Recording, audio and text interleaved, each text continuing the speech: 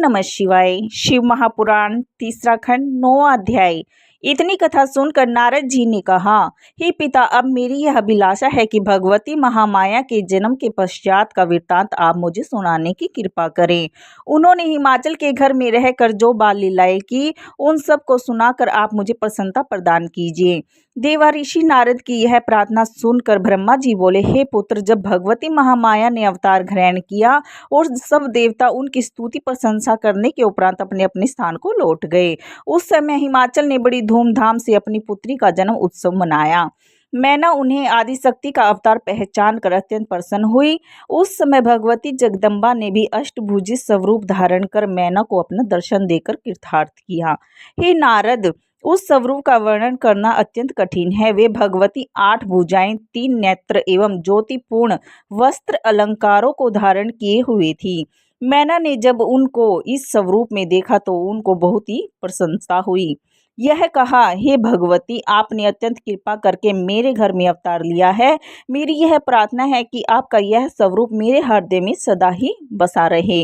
अब आप कृपा करके पुनः अपना बाल स्वरूप धारण कर मुझे सुख पहुँचाइए। हे नारद, मैना की प्रार्थना सुनकर भगवती महामाया ने उसे सांत्वना देते हुए कहा, हे मैना, मैंने इस समय यह स्वरूप केवल इसलिए धारण किया है ताकि तुम्हारे हृदय में यह विश्वास हो सके कि मैं वही देवी हूँ जिसे तुमने वरदान प्राप्त करते समय हुए देखा था। अब तुम अपने मन में निश्चिंत हो जाओ। इतना कहकर भगवती जगदम्बा ने पुनः बाल स्वरूप धारण कर लिया और नवजात शिशु की भांति रुदन करने लगी। उस समय स्त्रियां मैना के समीप आ इकट्ठा हुई। कन्या का जन्म देखकर उन सबको अत्यंत प्रसन्नता हुई। हिमाचल को भी उस समय बहुत ही हर्ष हुआ।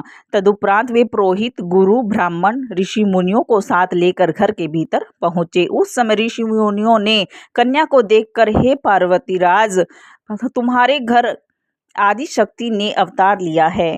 यह सुनकर हिमाचल ने अत्यंत प्रसन्न हो ब्राह्मण तथा भिक्षुओं को बहुत सा धन दान दिया। नगर की सब स्त्रियां भी उस समय अपने अपने श्रृंगार सजाकर बाधवा देने के लिए मैना के समीप जा पहुंची। हिमाचल ने रीति पूर्वक संपूर्ण संस्कारों को संपन्न किया। तदुपरांत ब्राह्मणों ने उस कन्या के नाम गिरिजा, काली आदि रखे। हे नारद, बाल स्वरूप शिवरानी ने संस्कारी लड़कियों की भांति ही अनेक चरित्र करके माता पिता को प्रसन्न करना आरंभ कर दिया। जो जो उनकी आयु बढ़ती जाती थी, वे विविध प्रकार के चरित्रों द्वारा सबको प्रसन्नता प्रदान करती थी। वे कभी गोद में लिपट कर मुस्कुराती, कभी अपनी तुतली आवाज में सबको प्रसन्नता प्रदान करती थी। माता पिता को अत्यंत प्रसन्नता प्राप्त होती थी। कुछ समय में ही उन्हें उमा, शिवा आदि नामों से भी पुकारा जाने लगा। बड़े होकर जब उन्होंने तपस्या करने के लिए वन में जाने का विचार किया, उस समय मैना ने चिंतित होकर उन्हें नहीं जाने दिया। पर्वतराज हिमाचल यद्यपि अनेक संतानों के पिता थे, तो भी उनका सबसे अधिक प्रेम गिरिजा पर ही रहता था। गिरिजा दिन प्रतिदिन चंद्रमा की कला की भांति बढ़ती जाती थी। कभी वे कौड़ियों का खेल खेलती तो कभी गंगा जी के जल में विहार किया करती थी। सांसारिक रीति के अनुसार उन्होंने विद्या अध्ययन भी प्रारंभ किया और कुछ ही समय में संपूर्ण विद्याओं का निधान हो गया। हे नारद, बाल्य अवस्था व्यतीत हो जाने पर जब उन्होंने युवा अवस्था में प्रवेश किया, उस समय उनकी सुंदरता का वर्णन किसी भी प्रकार से नहीं किया जा सकता। वे ऐसी सुंदर स्वरूपा थी कि उन्हें उत्पन्न करने के पश्चात मैं उन जैसी सुंदरता अन्य किसी भी प्राणी को प्रदान नहीं कर सका। मानो गिरिजा को उत्पन्न करने के पश्चात मेरा सृष्टि रचने का संपूर्ण परिश्रम सफल हो गया हो। जिन लक्ष्मी जी को मैंने अत्यंत प्रेम पूर्वक समुद्र से निकाला था, उन्हें भी गिरिजा के समान कहते हुए मुझे लज्जा का अनुभव होता है। गिरिजा के समान अन्य किसी को न पाकर मैं उन्हें केवल निरुप्रेमीय कहकर ही मौन हो जाता हूँ। तीनों लोकों में उन जैसी अन्य कोई नहीं है।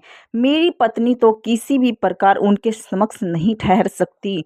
लक्ष्मी में चंचलता का अवगुण है, अतः उन्हें गिरिजा के समान नहीं कहा जा सकता।